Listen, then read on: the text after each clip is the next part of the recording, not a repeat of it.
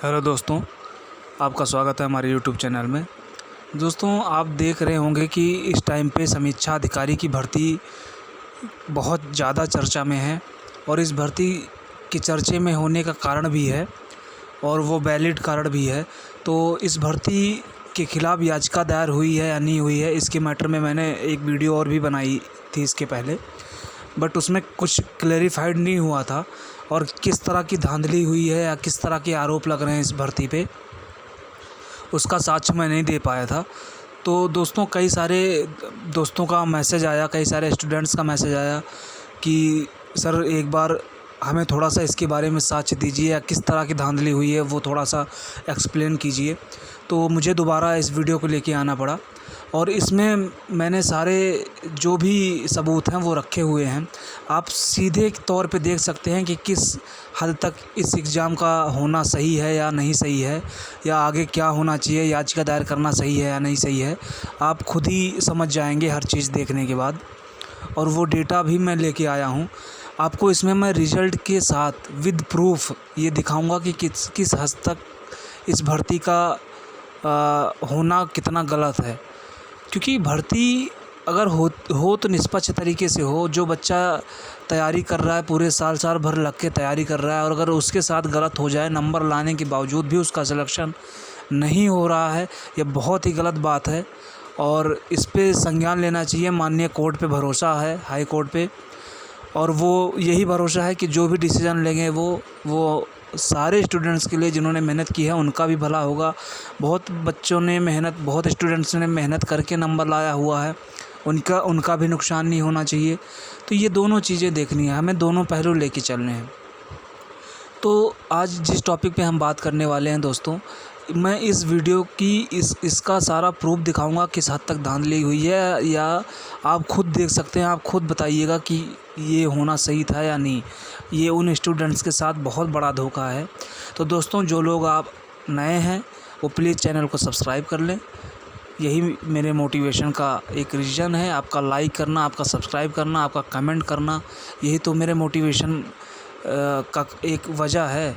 इसी वजह से मैं आपके लिए वीडियो बनाता रहता हूँ, यही सोचता रहता हूँ कि कितने लेटेस्ट इन्फॉर्मेशन, कितनी ऑथेंटिक इन्फॉर्मेशन आप तक पहुँचाऊँ। तो दोस्तों प्लीज़ आप वीडियो को आगे बढ़ाते हैं। जिन्होंने चैनल नहीं सब्सक्राइब किया हो प्लीज़ सब्सक्राइब कर लें। तो आइए देखते हैं।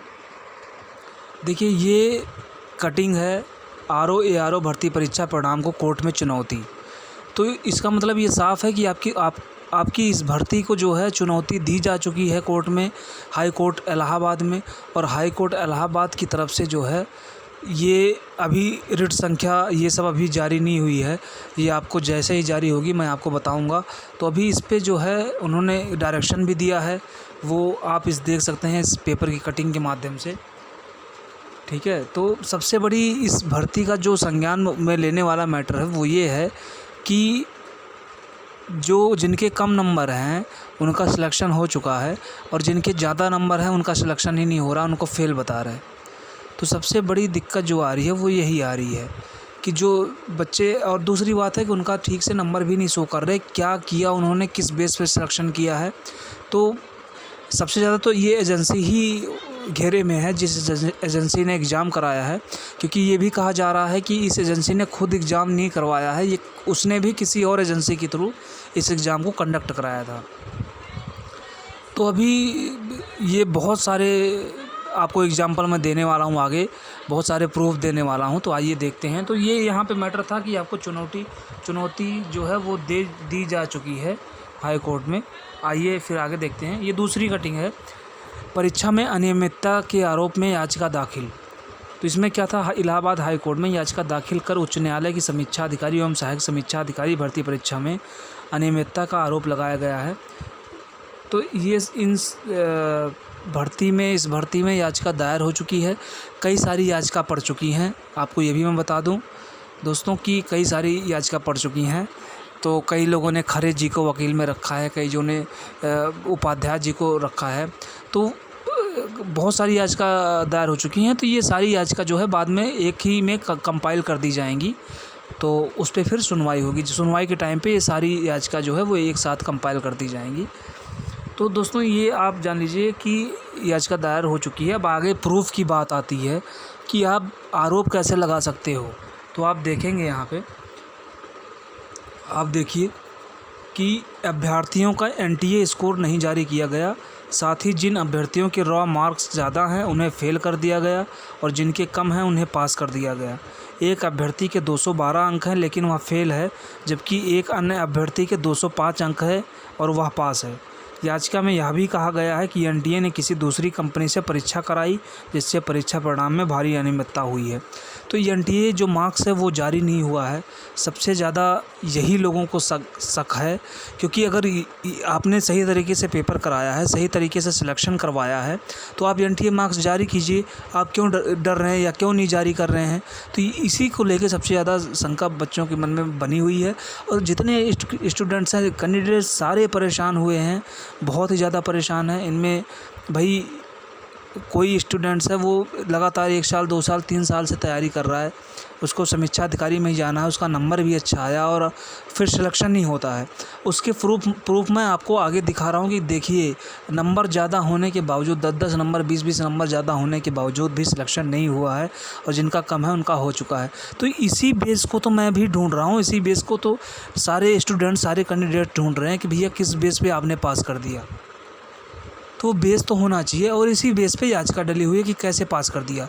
आपने नंबर भी नहीं शो किए, तो ये एनटीए मार्क्स जो है वो शो करना चाहिए, वो जारी करना चाहिए आपको। तो देखिए, अब माननीय हाई कोर्ट पे भरोसा है।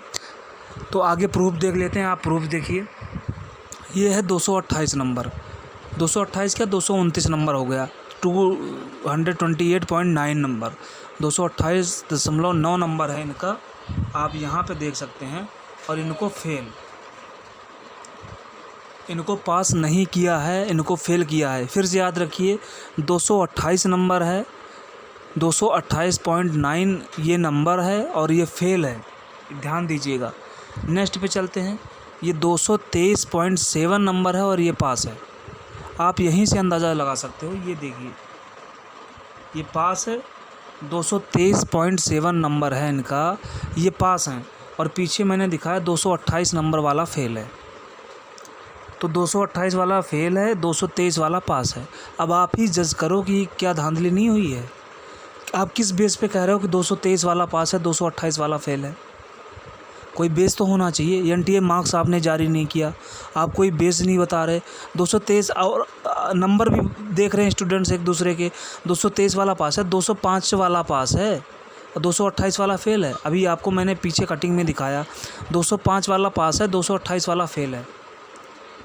तो आप खुद देख लीजिए अपनी आंखों से ना कि ये 223 वाला पास है और 228 वाला फेल है। आप खुद देखिए ना।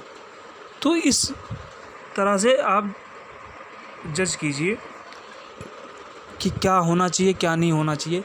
ये आपकी रिट है जो दायर की गई है इलाहाबाद हाई कोर्ट में।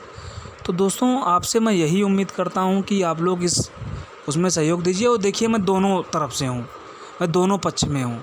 जिन स्टूडेंट्स ने मेहनत से पढ़ाई की है और उनका अच्छा नंबर आया है, उनका भी सिलेक्शन होना चाहिए, क्योंकि अगर परीक्षा देखिए रद्द होती है तो ये बहुत ही भारी नुकसान उनको भी होगा। उनको तो होगा ही, और उनको होना चाहिए जिन्होंने इसमें धांधली किया है, बट उन स्टूडेंट्स का नुकसान नहीं होना चाहिए जिन्होंने मेहनत से नंबर गेन किया है। तो मैं ये चाहता हूँ कि माननीय हाई कोर्ट की तरफ से बस इतना हो जाए कि वो ये आदेश सुना दें कि इसकी निष्पक्ष जांच हो जाए। जिन स्टूडेंट्स ने मेहनत करके नंबर लेके आए हैं, जो उनका सिलेक्शन ज़रूर होना चाहिए, और जो धांधली किया है जिन्होंने, उनको बिल्कुल उनका पर्दाफाश होना चाहिए। तो मैं तो यही चाहता हूँ कि किसी का नुकसान ना हो, ना उन कैंडिडेट्स का जिनका सिलेक्शन नहीं हुआ नंबर ज़्यादा होने के बावजूद भी। इसकी निष्पक्ष जांच होनी चाहिए कि कम नंबर वालों का कैसे हो गया और ज़्यादा नंबर वालों का क्यों नहीं हुआ। तो और ये आपके सामने मैंने प्रूफ दिखा दिए। तो बस अब आपसे यही चाहता हूँ कि ज़्यादा से ज़्यादा इस वीडियो को शेयर कीजिए, प्यार दीजिए अपना, और मैक्सिमम टू मैक्सिमम सब्सक्राइब कीजिए। यही आपसे उम्मीद है। हम आपके लिए जो भी न्यूज़ लाएंगे वो ऑथेंटिक ही होगी और विद प्रूफ। ऐसे कोई भी बात नहीं करूँगा, बस आपका मोटिवेशन यही चाहिए आपकी तरफ से। आप चैनल को सब्सक्राइब कीजिए, मैक्सिमम टू मैक्सिमम शेयर कीजिए। तो दोस्तों, थैंक यू। जो भी अपडेट होगी मैं लेके आऊँगा। Thank you.